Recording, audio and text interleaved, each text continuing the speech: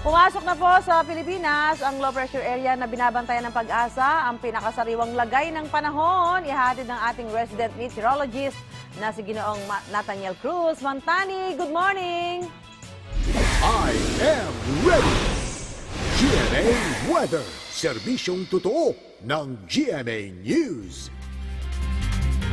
Good morning, Susan, at good morning mga kapuso. Patuloy nga pong binabantayan ng Pag-asa yung low pressure area na nasa loob ng Philippine Area of Responsibility.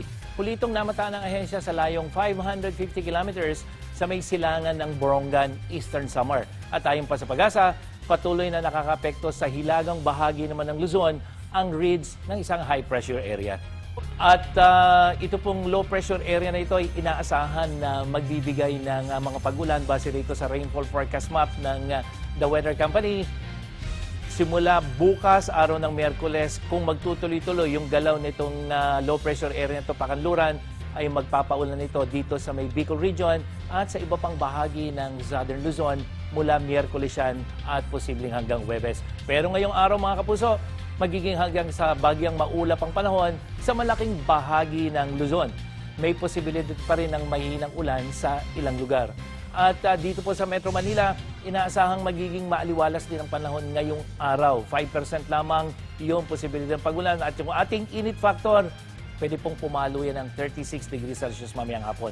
At kahapon nga ng alas 3 ng hapon, umabot sa 35.6 degrees Celsius ang naitalang temperatura ng Pag-asa dyan sa may Science Garden sa Quezon City. Iyan na po ang pinakamataas na temperaturang naitala para sa taong ito. Maaliwas sa panahon din ang inasahan sa malaking bahagi ng Visayas ngayong araw, lalong-lalo na dito sa kanluran at gitnang bahagi. May posibilidad naman ng mahihinang ulan dito sa silangan tulad yung sa Katarman, Tacloban at Giwan. At sa Mindanao, mahina hanggang sa mahinang ulan ang inaasahan sa malaking bahaging ito, pero posible pa rin po yung thunderstorm o yung mga pagkulog pagkidlat. At yan ang latest mula sa GMA Weather. Kung may mga tanong kayo tungkol sa lagay ng panahon, inaanyayahan namin kayo sa ating live Facebook online discussion.